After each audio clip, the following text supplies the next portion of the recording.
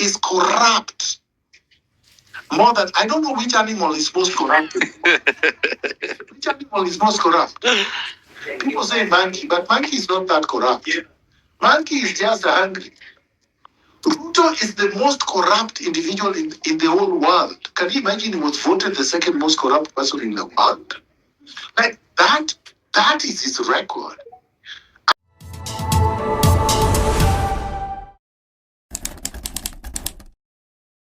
Like, are you done with Kenya? Are you done with politics still? If I was done with Kenya, I would not be here talking. And if you listen keenly to what I said throughout, that's not the language of a person who is done with Kenya. Right? The reason why I decided not to do politics in Canada is because, like, a human being has to judge and has to decide, where am I likely to make the most impact? And where is my passion? So I'm not interested as much about Canadian politics as I am about Kenyan politics and Kenyan society as a whole. You see, Canada, fortunately for Canadians, is more or less a developed country. Okay? Developed to the extent that there are things that we take for granted that nobody else would take for granted in other countries. Okay? These lights have not gone off since we came. And there are countries where you cannot talk for 30 minutes before the lights go off. So, but you see, we take them for granted. You go to the bathroom and the tap is running and there is hot water. It's not always like that in every country. I came here, nobody bothered me, and I've been speaking and nobody has interfered with my speech. Even in the US, you can't get that.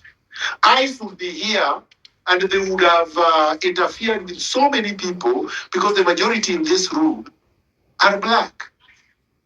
And they will be asking you whether you are a citizen.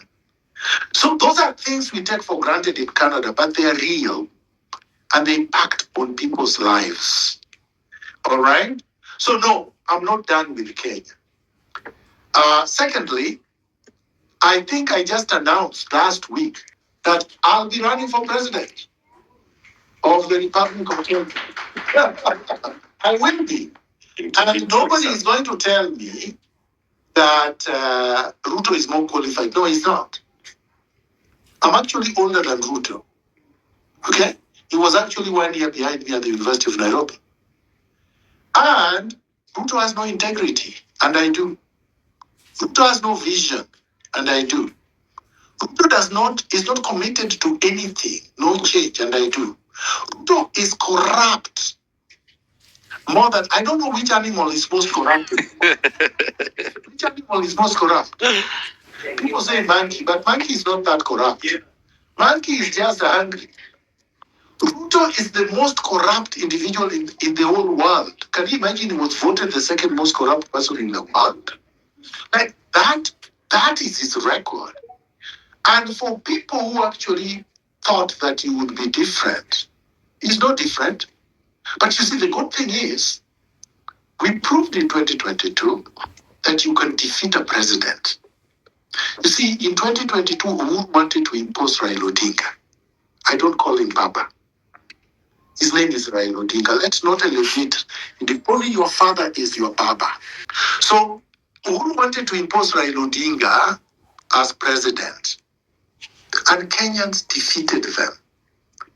If Uhuru Kenyatta, and Moi too was defeated in 2002 when he wanted to impose Uhuru Kenyatta as president, right? So Kenyans defeated Uhuru Kenyatta, defeated Moi, so we can defeat Ruto. And Ruto was not the richest person in 2022. Remember, Uhuru had taken most of his money and frozen it. He couldn't even go to Uganda to go collect the money he had given to Museveni to keep for him. So if he was able to do that with Uhuru Kenyatta as president, there is nothing that prevents us from removing him. Let nobody lie to you that we can't defeat him.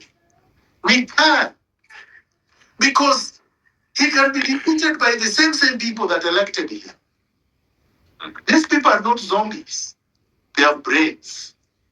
He has a few of his zombies, but they're very few. He pays them handouts. But the majority, the overwhelming majority of Kenyans, I can assure you, Joe, even today, yourself, if you are a candidate with Ruto, you could defeat him. Okay. Yeah. Hey, will you guys vote for me if I run against Ruto? But you have more. Yeah. Much more than Ruto. Mm-hmm. You are more learned than Ruto. You are more decent than Ruto. Yeah. You have more integrity than Ruto. You have not hurt anybody. You have not detained anybody. You have not abducted anybody. You have not tortured anybody. You have not stolen from anybody. And you have not murdered anyone. You know, there's a guy who was called Jalamo. He said that a presidential election costs about 10 billion shillings a day or something like that, some preposterous figure. Okay. And I'm just imagining, I have no such money. My friend. Mm-hmm. You see, if you're desperate, very desperate, and you've done very bad things against one or two people, the main motivating factor in seeking power is to protect yourself.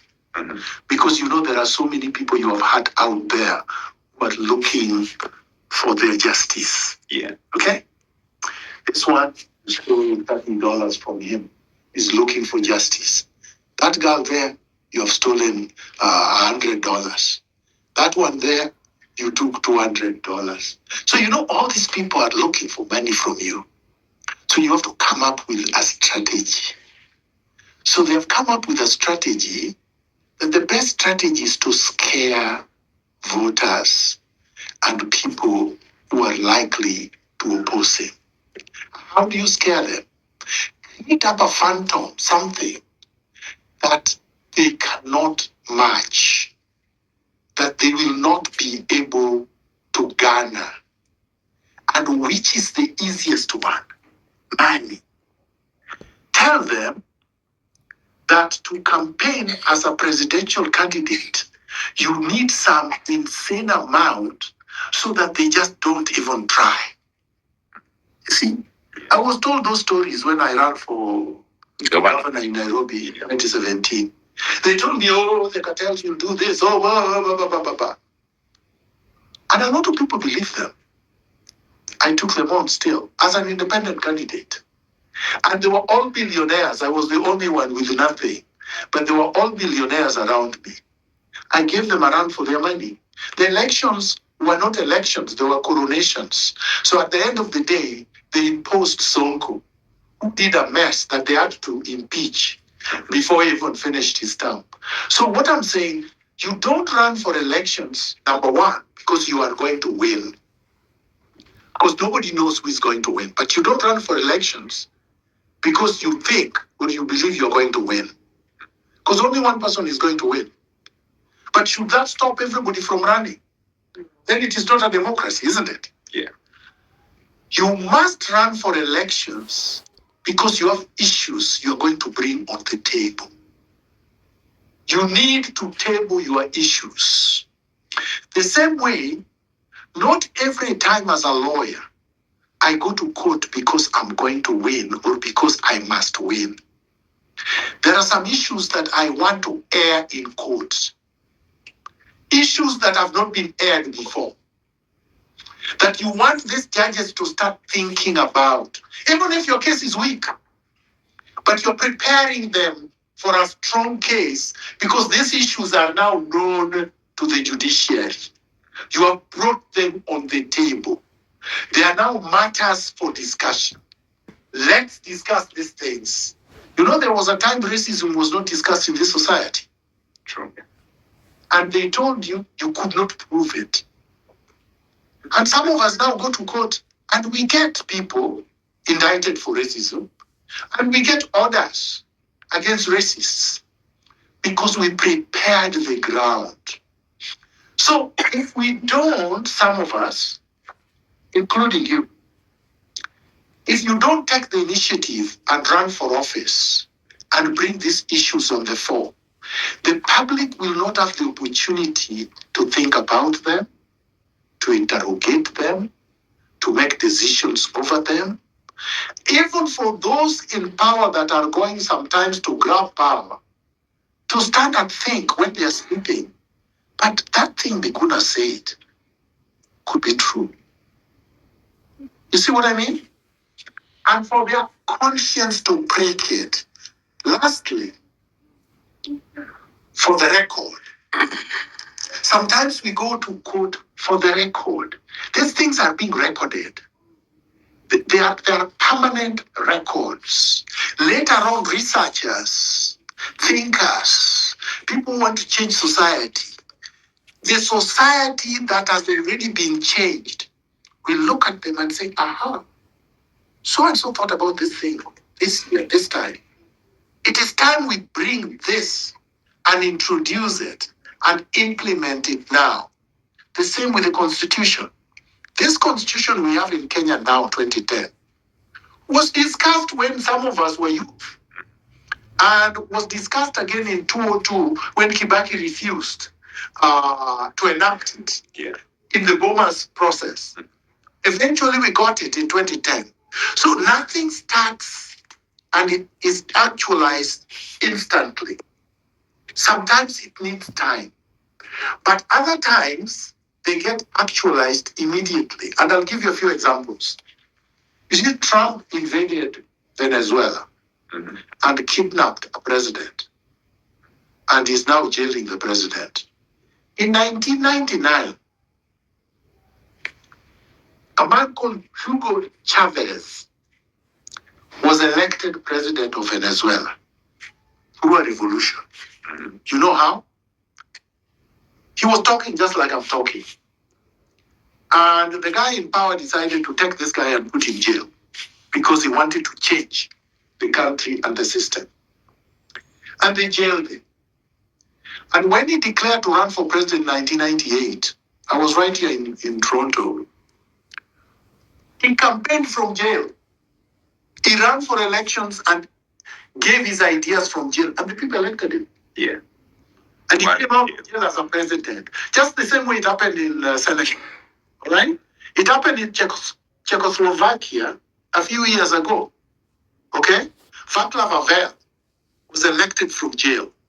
It happened in South Africa in 1994. Mandela was literally elected in jail because by the time he came out in 1994, everybody knew he was going to be president, right?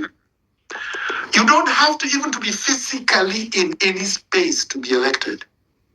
You know, a lot of people don't think about that. All you need is infuse enough information, enough ideas, and make people conscious.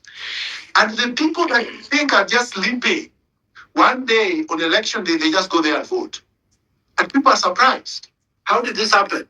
It happened just the other day in New York. They elected McDaniel. They scandalized him and say, a socialist cannot be elected. This is America. This is the largest city. He was elected and he's a socialist and he has not denounced his ideology. Yeah.